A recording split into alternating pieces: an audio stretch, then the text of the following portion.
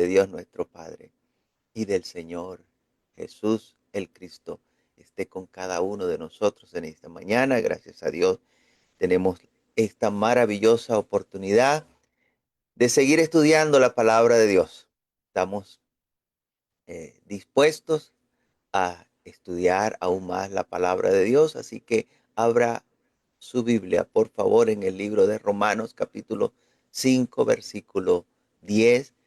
A partir de ese versículo vamos a conversar en esta mañana bajo el título de enemigos a reconciliados. Romanos capítulo 5, versículo 10, porque si siendo enemigos fuimos reconciliados con Dios por la muerte de su Hijo, mucho más, estando reconciliados, seremos salvos por su vida. Si siendo enemigos fuimos reconciliados con Dios por la muerte de su Hijo, mucho más, estando reconciliados, seremos salvos por su vida. Entonces, vamos a conversar de ese paso de enemigos a reconciliados y qué beneficio trae a nuestra vida. Tenemos que entender que ya no somos enemigos de Dios. Hemos sido reconciliados con Dios por medio de nuestro Señor Jesucristo. La reconciliación con Dios por medio de Jesucristo es el mensaje central del reino de los cielos, el mensaje que Dios envió desde su reino para cada uno de nosotros.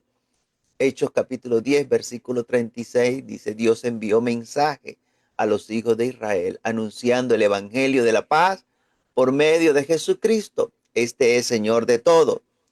Dios está haciendo la paz con los seres humanos por medio de la ofrenda de paz que es nuestro Señor Jesucristo. Por eso dice, por medio de Jesucristo. Recuerde que la condición del ser humano, lejos de Dios, es enemigos de Dios. Por naturaleza, el ser humano es hijo de ira. Así lo consigue, que está escrito en el libro de los Efesios, capítulo 2, versículo 2 al 3, en los cuales anduviste en otro tiempo, siguiendo la corriente de este mundo, conforme al príncipe de la potestad del aire, el espíritu que ahora opera en los hijos de desobediencia, entre los cuales también todos nosotros vivimos en otro tiempo en los deseos de nuestra carne, haciendo la voluntad de la carne y de los pensamientos, y éramos por naturaleza hijos de ira, lo mismo que los demás. Mire cómo dice allí, éramos por naturaleza hijos de ira, lo mismo que los demás.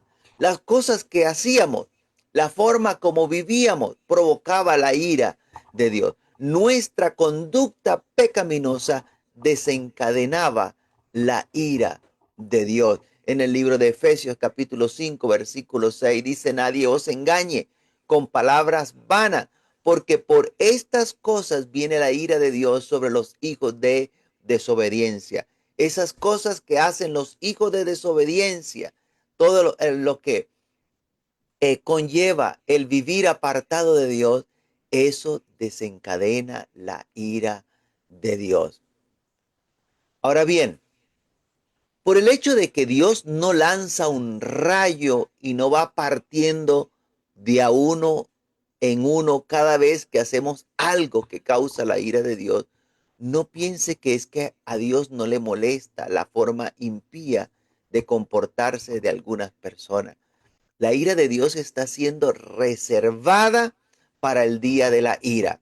Ese día Dios pagará a cada uno según sea su obra.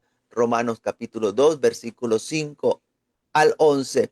Dice: pero por tu dureza y por tu corazón no arrepentido, atesoras para ti mismo ira, para el día de la ira y de la revelación del justo juicio de Dios, el cual pagará a cada uno conforme a sus obras.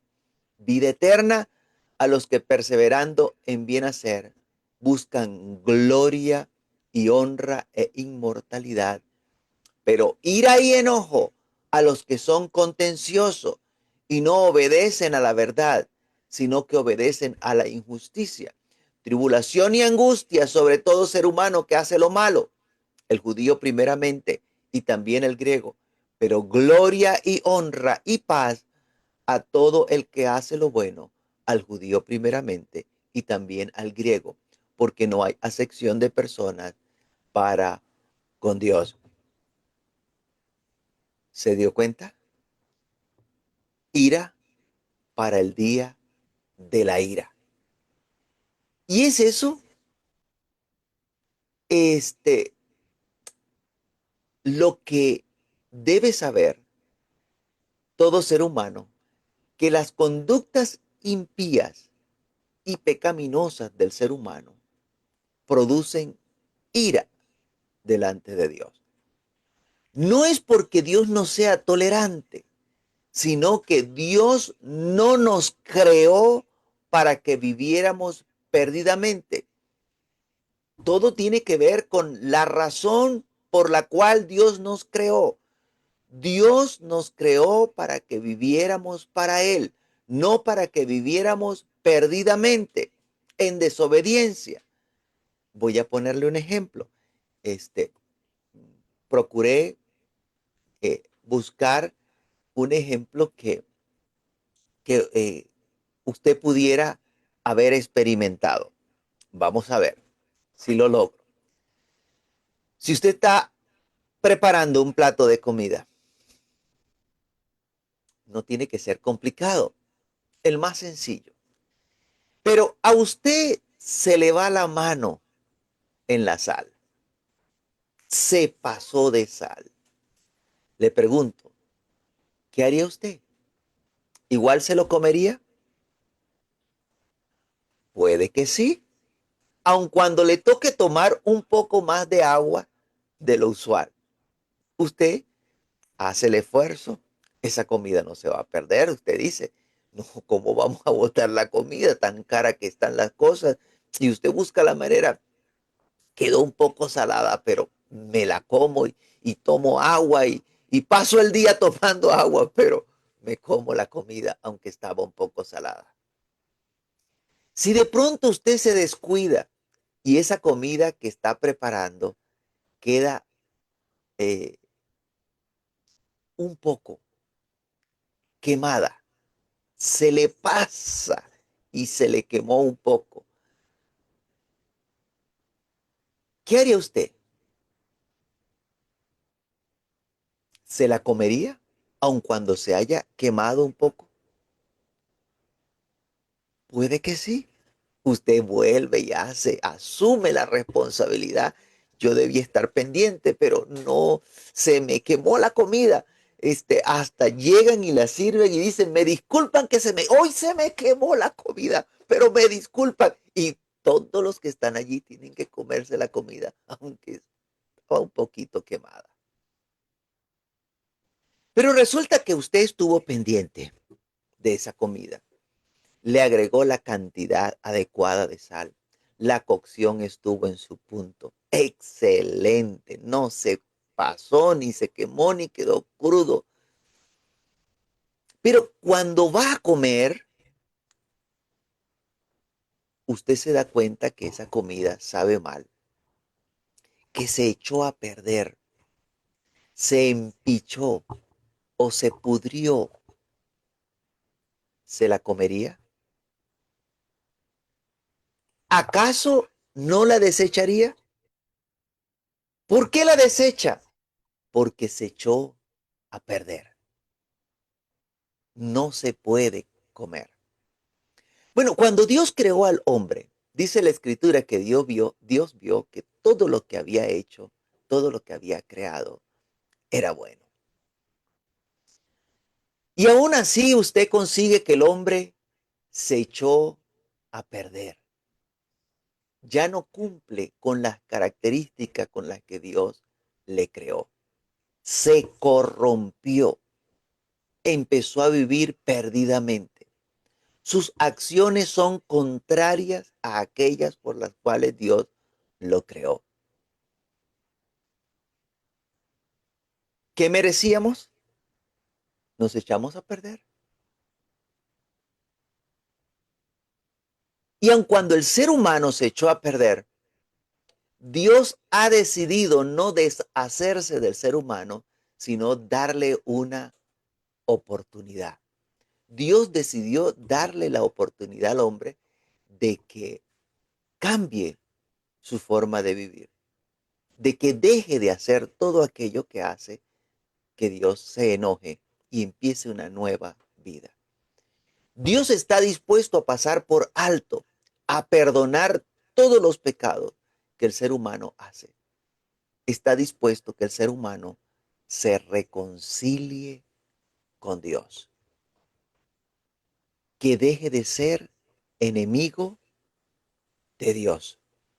Así encontramos en las escrituras la expresión como si Dios rogase por medio de nosotros. Vaya, por favor, al libro de Segunda de Corintios, capítulo 5, versículo 18 al 21, y dice, y todo esto proviene de Dios, quien nos reconcilió consigo mismo por Cristo y nos dio el ministerio de la reconciliación, que Dios estaba en Cristo reconciliando consigo al mundo, no tomándoles en cuenta a los hombres sus pecados, y nos encargó a nosotros la palabra de la reconciliación. Así que somos embajadores en nombre de Cristo, como si Dios rogase por medio de nosotros. Os rogamos en nombre de Cristo, reconciliaos con Dios. Al que no conoció pecado, por nosotros lo hizo pecado, para que nosotros fuésemos hechos justicia de Dios en él. Quiero aprovechar para hacer el énfasis en dos expresiones que aparecen acá en esta porción, que quizás usted nunca la haya escuchado antes en una iglesia. La primera expresión es en nombre de Cristo. Usted siempre escuchará decir, en el nombre de Jesús. En el nombre de Jesús te digo, en el nombre de Jesús esto o aquello, en el nombre de Jesús te mando. Sin embargo, la expresión que aparece acá reflejada es diferente. En nombre de Cristo. No estoy diciendo que está mal o está bien. Estoy diciendo que no se escucha dentro de las iglesias. Pero aquí está escrito en la Biblia, en nombre de Cristo, y no una, sino dos veces en el mismo versículo. De manera que no fue un error, fue intencional. Aparece dos veces en el mismo versículo. ¿Qué implica esta expresión? A ver, ayúdeme, colabore conmigo. ¿Qué implica esta expresión? Que el Cristo es solamente uno, el Hijo del Dios viviente, así que no queda ninguna duda cuando alguien dice en nombre de Cristo. ¿O nos estará llamando la atención a otra cosa? ¿Nos estará diciendo acaso que esto sí lo vamos a hacer en nombre de Cristo y todo lo demás lo hacemos en el nombre de Jesús? Y por favor no me vaya a salir con que, ¿y cuál es el nombre de Cristo? El nombre de Cristo es Jesús, porque yo entonces le voy a salir y le voy a decir que Jesús se llama Cristo. ¿Quiere que se lo muestre? Vaya a Mateo, por favor, capítulo 1, versículo 16. Y Jacob engendró a José, marido de María, de la cual nació Jesús, llamado el Cristo. ¿Cómo se llama Jesús? El Cristo. Bueno, no voy a mostrarle las 4 veces más que aparece esa expresión, Jesús llamado el Cristo, porque no es el tema de hoy. Lo que quiero llamar su atención en que esa expresión muy raras veces vemos que se usa dentro de las iglesias. Le huyen, tienen grima, tienen miedo de llamar al Señor Jesús el Cristo. Sin embargo, mire cómo dice la palabra de Dios. Así que somos embajadores en nombre de Cristo, como si Dios rogase por medio de nosotros, os rogamos en nombre de Cristo, reconciliaos con Dios. Y allí mismo está la otra expresión, reconciliaos con Dios. Usted escucha decir en las iglesias, reconcíliate con Cristo. Así escuchamos muchas veces que hacen el llamado al arrepentimiento. Reconcíliate con Cristo. Sin embargo, usted puede leer claramente allí en las escrituras que el llamado, el ruego que hace Dios por medio de nosotros es reconciliados con Dios. Ah, y permítame, no es como si Cristo rogase por medio de nosotros. No, Señor, eso no es lo que dice allí. Allí dice como si Dios rogase por medio de nosotros, reconciliaos con Dios. Así que la reconciliación es con Dios para la salvación. ¿Cómo es que somos reconciliados? ¿Cómo es el proceso? Vamos a repasar el proceso rápidamente. Mire, en este punto de cómo es el proceso de la reconciliación, usted va a encontrar que hay muchas formas como la gente ha procurado, ha buscado la manera de explicarlo. Usted va a escuchar que algunos creen que para poder reconciliarnos, Dios se bajó de allá del cielo y se convirtió en un ser humano. En otras palabras, dicen, Dios se hizo hombre. Otros creen que Dios se bajó de allá del cielo, pero no fue que se convirtió en un humano, no fue que se hizo hombre, sino que se metió dentro de un ser humano. Otros creen que Dios se bajó de allá del cielo y no se convirtió en un ser humano, sino que se puso un traje humano, se vistió con un cuerpo de carne. En otras palabras, se encarnó, usó un cuerpo de carne temporalmente mientras estuvo acá en la tierra. Para todas estas diferentes opciones, Dios mismo en persona se bajó de allá del cielo en esa forma humana, con Dios metido dentro de ese cuerpo. Ellos lo llaman el Hijo de Dios. En las tres formas que les acabo de mostrar, luego que ya Dios estaba metido dentro del Hijo, entonces Dios hizo la reconciliación consigo mismo porque estaba metido dentro del Hijo. O sea, como Dios estaba metido dentro del Hijo, estaba reconciliando a las personas que estaban allí, no por medio de un sacrificio o la ofrenda del Cordero, como en realidad dice la Biblia, que el Señor Cristo Jesús es una ofrenda ofrecida a Dios, sino que como Dios estaba metido dentro allí de ellos, entonces Él se encargó de reconciliarlo. Mire, con eso anulan la ofrenda que es Cristo, que fue presentada una vez para siempre ante Dios. Así que tenga mucho cuidado porque esas tres formas como la gente ve esas cosas, de que Dios mismo se bajó de allá del cielo y vino a reconciliar al hombre metido dentro de un humano, eso es mentira.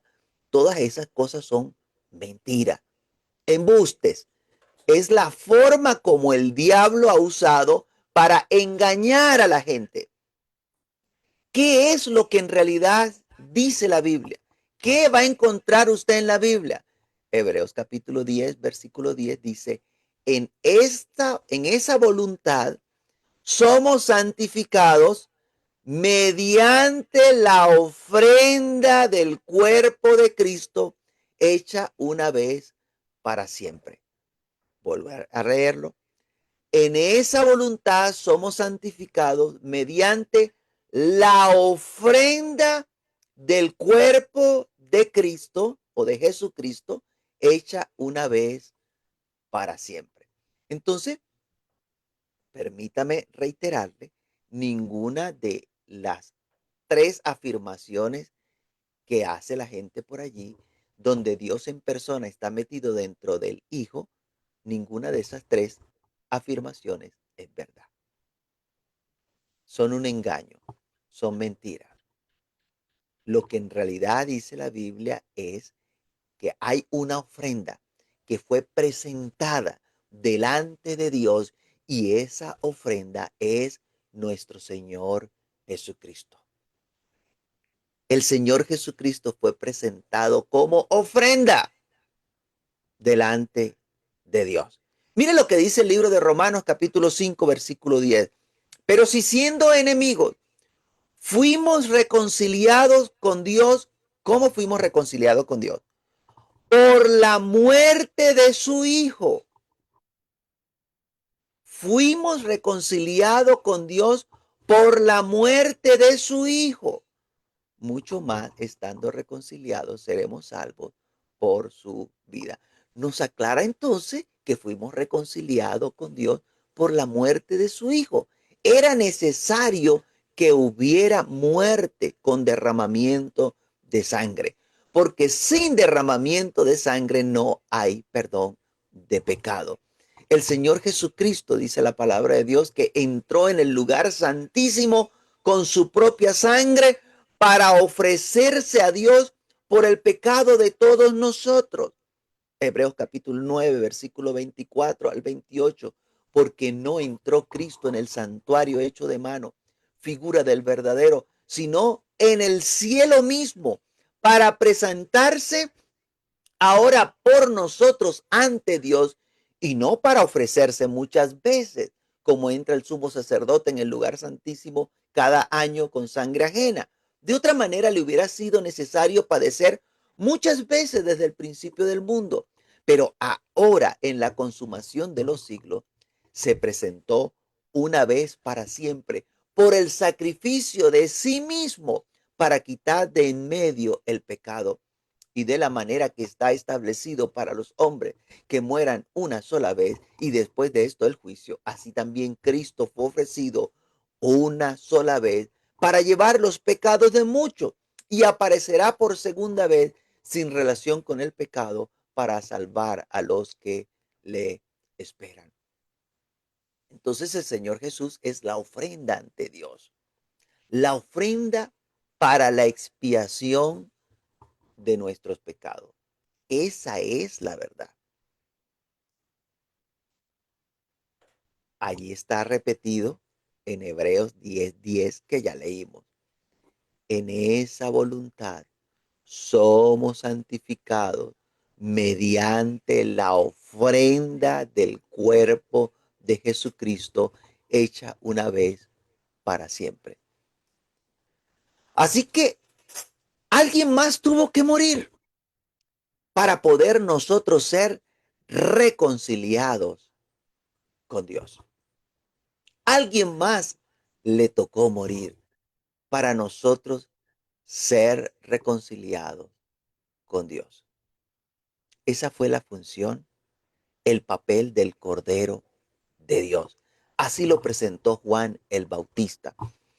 Juan capítulo 1 versículo 29 dice, el siguiente día vio Juan a Jesús que venía a él y dijo, he aquí el Cordero de Dios que quita el pecado del mundo. De manera que Cristo es el Cordero que Dios entregó en propiciación por nuestros pecados. Y así nosotros entonces poder ser reconciliados con Dios. Primera de Juan capítulo 2 versículo 2. Y Él es la propiciación por nuestros pecados. ¿Quién? Cristo Jesús. Es la propiciación por nuestros pecados. Y no solamente los nuestros, sino también por los de todo el mundo. La verdad es que Dios se proveyó de un cordero y ese cordero lo entregó en ofrenda por todos nosotros. Romanos 8:32 dice, el que no escatimó ni a su propio Hijo, sino que lo entregó por todos nosotros. ¿Cómo no nos dará también con él todas las cosas? No se entregó Dios mismo para morir, sino que entregó a su propio Hijo por nosotros. En ese sacrificio, en ese Cordero que es Cristo Jesús, Dios cargó el pecado de todos nosotros. Dios hizo que el pecado de toda la humanidad cayera sobre ese Cordero y que muriera por el pecado de todos nosotros. Isaías capítulo 53, versículo 6, dice, todos nosotros nos descarriamos como oveja, cada cual se apartó por su camino, mas Jehová cargó en él, en el Cordero, el pecado de todos nosotros. Y quiero aprovechar para aclarar, porque algunos se atreven a decir que fue el peso del pecado que cayó sobre el Señor Jesús lo que mató al Señor Jesús. ¿Acaso eso es lo que dice la Biblia? ¿Qué dice la palabra de Dios? Lucas capítulo 23, versículo 46. Dice, entonces Jesús, clamando a gran voz, dijo, Padre, en tus manos encomiendo mi espíritu. Y habiendo dicho esto, expiró. Padre, en tus manos encomiendo mi espíritu. Y habiendo dicho esto, expiró. Mire que no dice, y los pecados lo mataron. Allí dice bien claro que entregó su espíritu. Ahora, una cosa nos lleva a otra. Voy a aprovechar para aclarar otro punto. Algunos dicen que así como entregó su espíritu y murió, entonces como tenía poder para volverlo a tomar, porque la Biblia dice, tengo poder para volverlo a tomar, nadie me la quita, sino que yo la pongo de mi viva voluntad. Entonces, así mismo, entonces, él volvió a agarrar su espíritu y se resucitó a sí mismo. Bueno, en verdad eso no tiene nada de sentido. Le digo por qué. Porque estaba muerto. La palabra de Dios dice bien claro que el cuerpo sin espíritu está muerto. Y si está muerto, no puede un muerto agarrar su espíritu para resucitar. Entienda lo que ocurrió. El Señor Jesús entregó su espíritu al Padre. Le dijo, Padre, en tus manos encomiendo mi espíritu. ¿Qué hace usted cuando le encomiendan algo a usted? Mire, guárdeme aquí, téngame esto mientras yo voy y vengo. Mire, guárdeme aquí, pide. Padre, en tus manos encomiendo mi espíritu. Está dejando su espíritu a resguardo del Padre. Y murió. A Dios sube todo espíritu de vida de cada ser humano que muere. Dice Eclesiastés capítulo 12, versículo 7. Y el polvo vuelva a la tierra como era, y el espíritu vuelva a Dios que lo dio. ¿Quién dio el espíritu? Vuelva a Dios que lo dio. Con el Señor Jesús no fue diferente. El Señor Jesús murió. Su espíritu fue al Padre. ¿Qué debía pasar para que pudiera resucitar entonces? Para que pudiera resucitar, se necesitaba que el Padre enviara de vuelta al Espíritu de vida para que vivificase el cuerpo del Señor Jesús.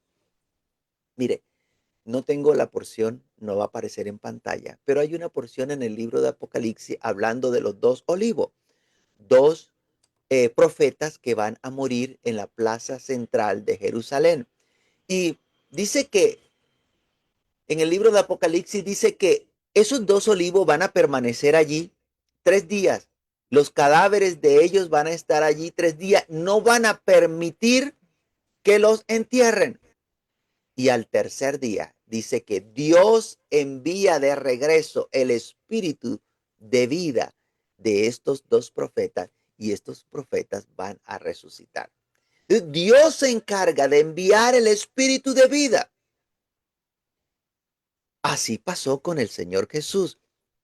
El espíritu de vida que el Hijo le dijo, en tus manos encomiendo mi espíritu.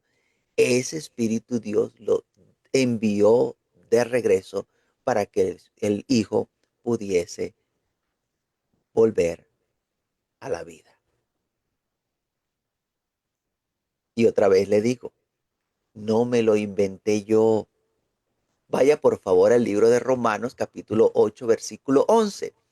Y si el espíritu de aquel que levantó de los muertos a Jesús, el espíritu de Dios, porque fue Dios quien levantó de los muertos a Cristo Jesús. Si el espíritu de aquel que levantó de los muertos a Jesús mora en vosotros, el que levantó de los muertos a Cristo Jesús, vivificará también vuestros cuerpos mortales por su espíritu que mora en vosotros. De manera que Dios enviará su espíritu y entonces nuestro cuerpo va a ser vivificado y vamos a ser levantados de la tumba de la misma manera como Dios envió su espíritu para vivificar el cuerpo del Señor Jesús. Le trajo nuevamente a la vida. Dios envía su espíritu y por medio de su espíritu vivifica los cuerpos mortales, le devuelve el espíritu de vida a ese cuerpo. Entonces, por favor, no digamos lo que la Biblia no dice. Quedémonos con lo que la Biblia sí dice. Fuimos reconciliados con Dios por medio de la muerte de Cristo Jesús, por la ofrenda de su carne. De manera que cuando el apóstol Pablo usa la expresión en 2 capítulo 5, versículo 18, y todo esto proviene de Dios,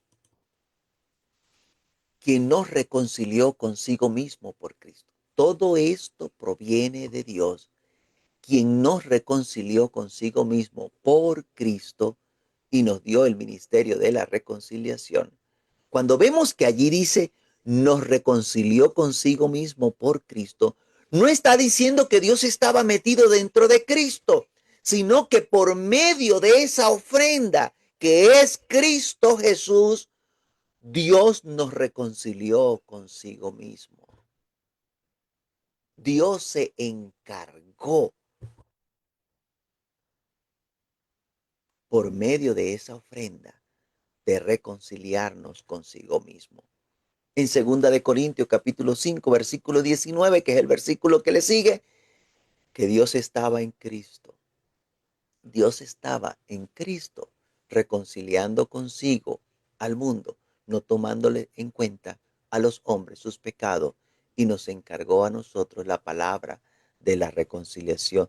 Dios estaba en esa ofrenda, por medio de esa ofrenda que es Cristo Jesús, reconciliando consigo mismo al mundo, no tomándole en cuenta a los hombres sus pecados. Y mire que termina diciendo 2 versículos más abajo, 2 5, 21. Mire lo que hizo Dios al que no conoció pecado, a Cristo Jesús, al que no conoció pecado, por nosotros lo hizo pecado, para que nosotros fuésemos hechos justicia de Dios en él. Allí claramente está hablando de alguien más, que Dios hizo a alguien más pecado. Dios hizo pecado al que no conoció pecado. Mire que yo no estoy diciendo Dios hizo pecador. No, la Biblia dice allí que Dios hizo pecado al que no conoció pecado. Note que no dice que Dios se hizo pecado. Allí no dice Dios se hizo pecado. No, dice que Dios lo hizo pecado a alguien más, dando a saber que es alguien más, dice Dios lo hizo pecado. Y ese a quien Dios lo hizo pecado fue nuestro Señor Jesucristo en esa ofrenda que Dios presentó por expiación de nuestros pecados. Bueno, ya buscando terminar con este tema, con esta parte del tema, todavía nos falta otra, otro tema ahorita en la mañana y uno en la noche. Al ser perdonado, ya no nos espera condenación por el pecado. Al ser perdonados, ya no nos espera condenación por el pecado, porque ya no somos enemigos de Dios. Vinimos a ser reconciliados con Dios. Romanos capítulo 8, versículo 1. Ahora pues, ninguna condenación hay para los que están en Cristo Jesús. Ahora pues, ninguna condenación hay para los que están en Cristo Jesús. Los que no andan conforme a la carne. ¿Quiénes son los que están en Cristo Jesús? Los que no andan conforme a la carne. Vuelvo y pregunto, ¿quiénes son los que andan en Cristo Jesús? Los que están en Cristo Jesús, los que no andan conforme a la carne, sino conforme al Espíritu. Entonces es sencillo. Si usted anda conforme al Espíritu, usted está en Cristo Jesús. Pero si usted no anda conforme al Espíritu, sino que anda conforme a la carne, usted no está en Cristo Jesús. Por más que se llene la boca de que usted está en Cristo Jesús, las obras, las acciones, la conducta me va a decir si usted está en Cristo Jesús o no está en Cristo Jesús. Por su fruto los conoceréis. Ninguna condenación hay para quienes, para los que están en Cristo Jesús, los que andan conforme al Espíritu.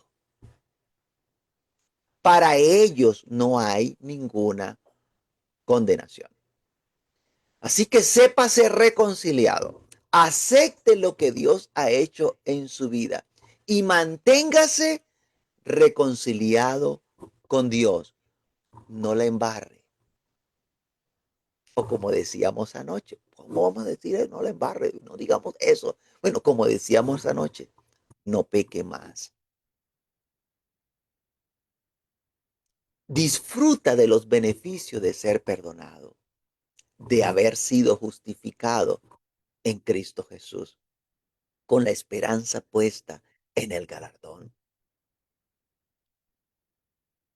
Vuelvo y pregunto, ¿qué debe esperar usted ahora que ya no es enemigo de Dios? Ahora que usted ha sido reconciliado, ¿qué debe esperar? Estando ya reconciliado, la Biblia dice que seremos salvos por su vida. Y volvamos a poner en pantalla el capítulo 5 de Romanos 10, perdón, el versículo 10 del capítulo 5 de Romanos. Romanos 5:10. Porque si siendo enemigos fuimos reconciliados con Dios por la muerte de su Hijo, mucho más, estando reconciliados, seremos salvos por su vida. Ese es el beneficio de estar reconciliados. Seremos salvos por su vida.